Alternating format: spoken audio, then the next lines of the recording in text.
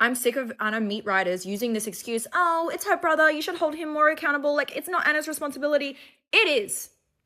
Duh. Obviously, we're holding Addis accountable. He's a fucking convicted rapist, for crying out loud. But when you have someone like Anna that has enabled this individual his entire life, she is the one with the followers. She is the one putting him in front of our fucking faces every day. She is the one witnessing Addis punching up walls in Turkish hotel rooms, screaming in his girlfriend Jemia's face, busting his knuckles up and they're bleeding, and then posting him an hour later on her TikTok page like he's some la la la la la nice fucking guy. She witnessed this man do that entire incident with the knife. She witnessed him screaming in my face. She witnessed DB with Jemia, with me, and with Alice, yet she says nothing. And the only time she speaks is when she's fucking defending, is when she's putting down an SA victim of his. That's the only time she speaks on it. She doesn't say, hey guys, my brother is a convicted R-word, and there's 2 of his ex-girlfriends coming out with accusations of grape, and they have substantial evidence to prove it. I've got a lot more that I'm holding for court, but apparently they're not taking me to court, so I might even just release those, but I might keep some just in case. Basically, he's screwed if I go to the cops, let's just say that. She's this girl's girl. She's this, oh, body positivity, oh, women empowerment, oh, SW, puts me down for doing S work. Doesn't help women, sees her brother abusing women and does nothing. Right now, he is on dating apps. All right, he's texting hundreds of women. We've got hundreds of receipts. He's taking these women to the same hotel rooms. He's taking them to the same chemist after for a plan B. He raped Jemia, his new ex-girlfriend, the one after me. He put her through hell. He raped me multiple times, put me through hell, and he raped Alice. He's convicted for what he did to Alice. Courier Mail is posting it. And the only time people want to speak is when they're putting me down because I'm the one with the platform. I'm the one spewing this information to you guys. Like, let's fucking do something about this fucking guy because she won't do anything about her brother and she'll do nothing but stand there. And Corinna and Alicia and Gina, 3 of my good friends, by the way, that have seen me cry. They've heard these stories. I've been telling them for years. Instead of holding someone accountable or speaking up for things they know to be true, they'll laugh in the corner with Anna, a woman that they don't fucking know from a bar of soap, just to see me down. Alicia, did any of these years mean anything to you? Gina, did anything mean anything to any of you? Anything? Because you both know the shit I went through. And all for what? You want to turn on me for what? I haven't heard from either of you since the day Corinna posted her stories defending someone that she doesn't know, a convicted rapist, and his sister. I'm standing up for what's right. I'm standing up for things I experienced. And it just hurts me. It hurts me to see you motherfucking women the most. I expected this from Anna. I expected this from Addis, but I didn't expect it from the 2 friends. My assistant that I had for 3 years and a friend that I slept next to for months at a time. You don't know Anna. You don't know Addis. You've got 3 women saying the same thing. You've got all of Anna's ex-best friends saying the same shit. You don't know these people, but you just want to see me crash and burn. And if that's what you want, that's fine. But this person has hurt other women that aren't me. So why do you still stand behind these fucks? Why does Anna still keep her lips zipped when she's got women telling her what her fucking brother is doing and she's seeing it with her own eyes? Wake up! I don't remember the last time I looked in the mirror and actually thought I looked good. I literally live in regrets every single day. If you were thinking about getting a fucking BBL, I'm here to tell you, please don't. It'll ruin your whole fucking life. It's ruined mine. I literally hate my body. There's not a photo I like. I fucking hate every single photo my partner takes of me. I hate every single video.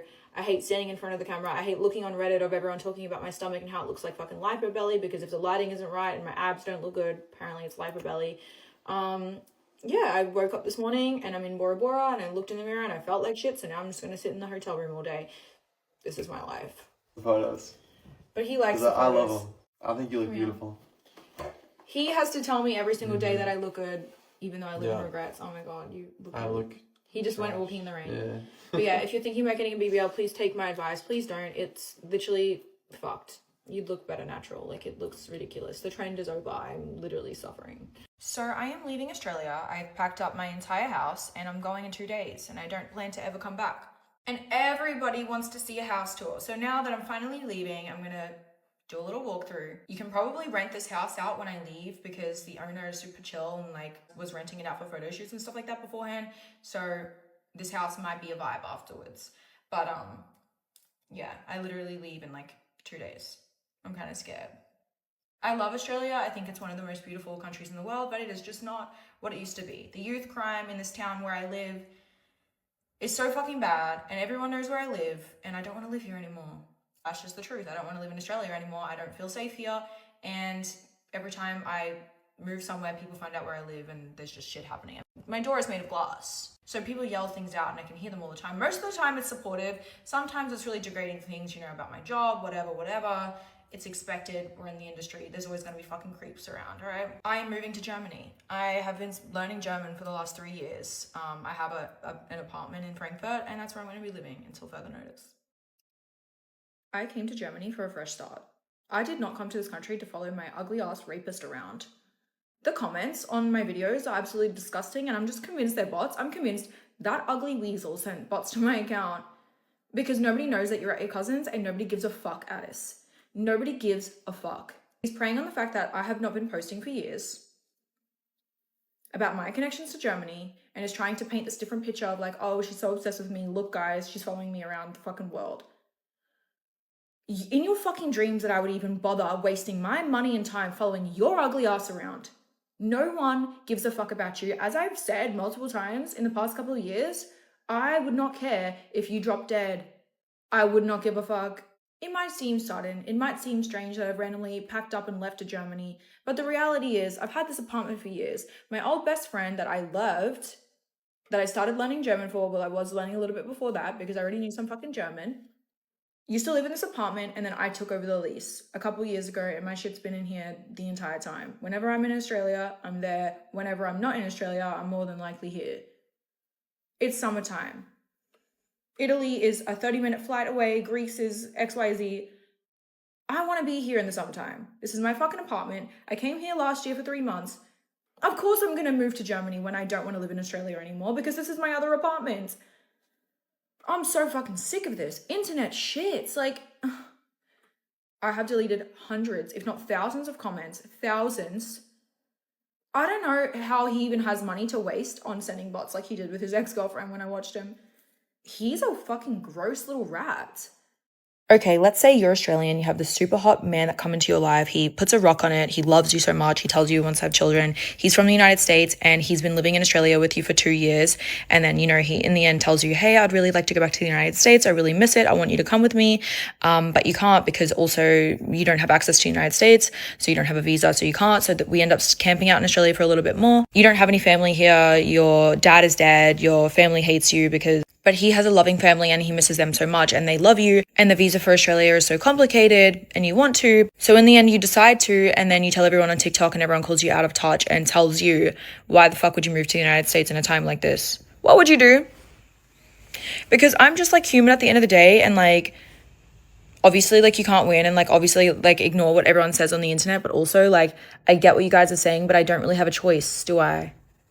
When you're in love with someone that is like from the other side of the globe and like pieces of paper determine whether you can stay together or not, it is so tough.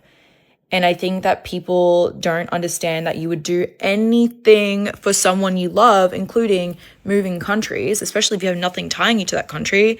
Just have a little bit more compassion, a little bit more love, a little bit more grace for people on the internet, because we're fucking humans too, all right? Something disgusting has happened here in Australia and someone needs to fucking talk about it. A 15-year-old boy takes his own life because a 40-something-year-old man pretended to be a teenage girl and got this 15-year-old boy to send him photos of himself. I bet you know what kind of photos they were. And then used them against him, blackmailed him for hundreds of dollars. This poor 15-year-old boy, his name's Mac, spent the last weeks of his life trying to gather this money just to prevent these photos from getting out. So you know what he does? He takes his own life because he can't handle it. You know what this pig got? 6 months in jail. 6 months in jail. Not only did he have CP content, which is fucking disgusting and should be definitely a couple of years in jail alone. He committed manslaughter because that young boy killed himself at the hands of his threats. This 40-something-year-old pig got 6 months in jail. By the way, it's been 6 months. He's walking around. He's out now. And we don't know who he is because he's protected.